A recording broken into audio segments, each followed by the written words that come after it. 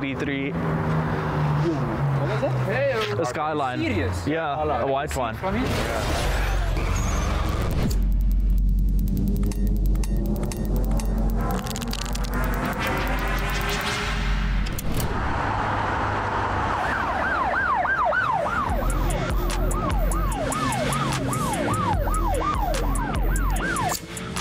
Cars, whips, transies, whatever you call them.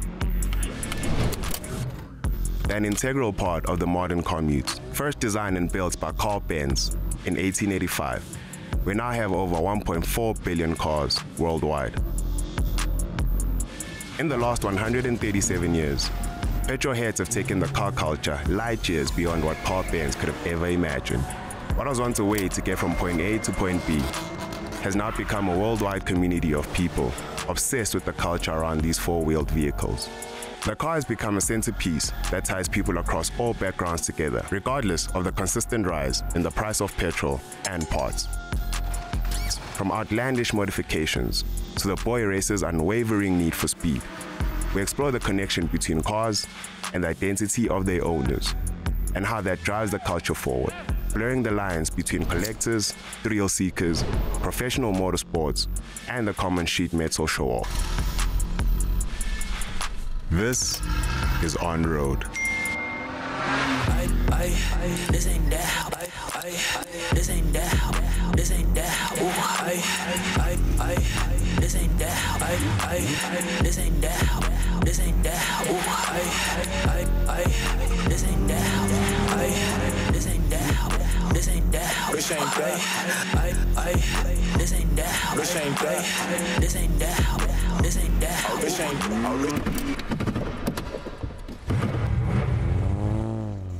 When I was 5, 6, I used to go see all these fast cars and I wanted to be a part of it. Bryce Pillay is a young VW Polo Club driver with aspirations of reaching the upper tiers of FIA motorsports in South Africa, and perhaps in the future finding his way into the international circuit where he can re-establish our country's prevalence in worldwide motorsports.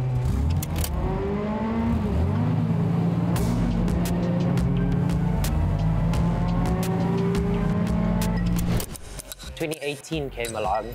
I saw a Facebook post from VW South Africa, and they're running a driver search program for drivers of no experience. So I said to my dad, That's me. yeah, I said to my dad, this is my time. Anyone who's interested in cars enjoys racing. Exactly. I enjoy going to the drags. Yeah. I enjoy seeing cars that are 2 centimeters from the ground.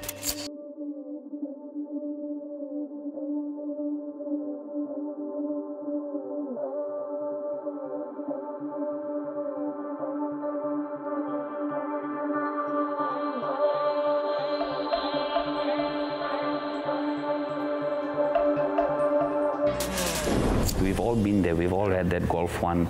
We cut the springs, made it lower. You needed to use a kidney belt when driving it. So yeah. So for me, I always wanted to have a fast car. I'm not so much of a guy that likes pretty-looking cars as long as it moves.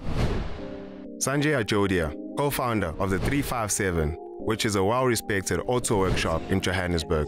The 357 is an all-round motorsport sensor specializing in high-spec performance and cosmetic upgrades. Sanjay and his partner Ryan have created a unique environment where their customers can enjoy everything from vehicle modifications to food, haircuts, and car washes, all whilst being surrounded by the exotic machinery their clientele are drawn towards. And then you get guys who just want a modification, just to be a little bit faster than the guy next to them at the robot.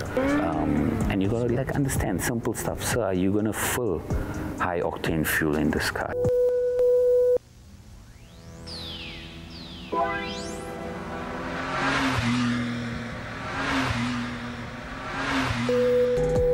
And people don't want to do that. Some guys don't want to. They say, listen, brother, I don't have time to work out how much of ethanol I need to fill into this, etc. So people don't want to do it. I just want something that's faster than the next one like mine.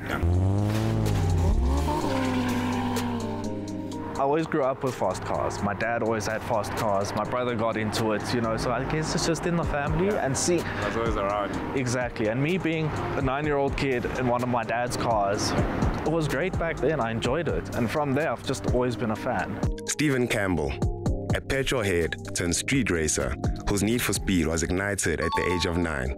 And today shows his passion for whips through building and modifying stock standard cars and getting them track ready. You know, it kind of forms like a bond between a guy and a car because I can see everything the car has been through to where it is now. And that's why I'm so happy with it, because the car looks completely different to what it did when it was standard, when I first got it. And I can just see how it's changed over the years for the better. And it's just a really nice feeling, you know, because it's what I like. The whole customization thing is because some people just identify with their cars. It's an image of themselves that falls onto their cars, and people identify them. I mean, there's a lot of people that are just known for their cars. People don't even know them. They just know that that car belongs to Mr. X. Exactly.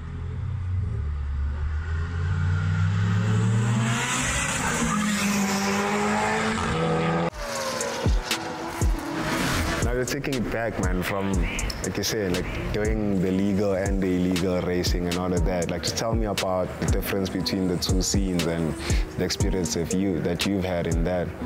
When you're on the street and you are racing, it does bring you customers, especially if you're winning. You know, it does bring you customers, and the same thing on the track, because I attract customers from both fraternities. That's what I want to see. I want to see more people from different backgrounds racing in South Africa. One thing you have to remember is that modifications and fuel economy, they don't go together. People are reluctant to mod the cars in these trying times. And that's why we always have a normal service center that can take care and ensure that there's still money being generated. Racing was always a pipeline dream because, you know, it's very expensive. At the end of the day, I'm not somebody with miles of like a lot of disposable income, you know. This is still a costly sport, so while we can, let's at least put our name there on national circuits and maybe try win, you know.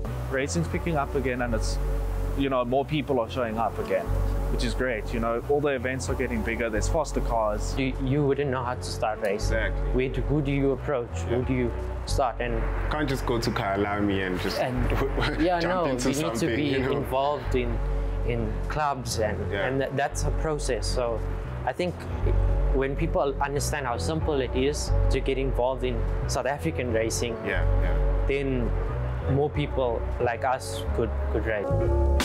From carts to self-driving electric cars, we've seen a technological transformation of the world through whips. From being the only asset certain race groups in our country could own, to car clubs that bring us all together for the love of the culture.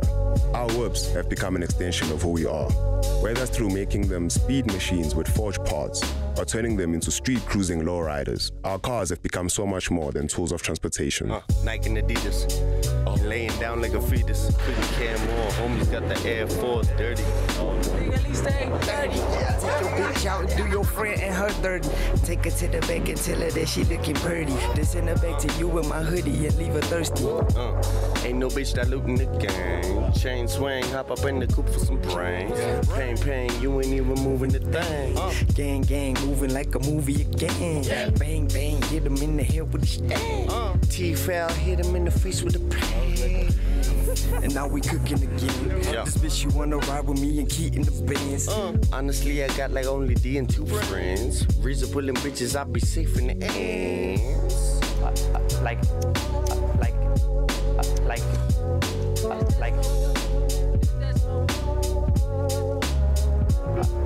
It could grow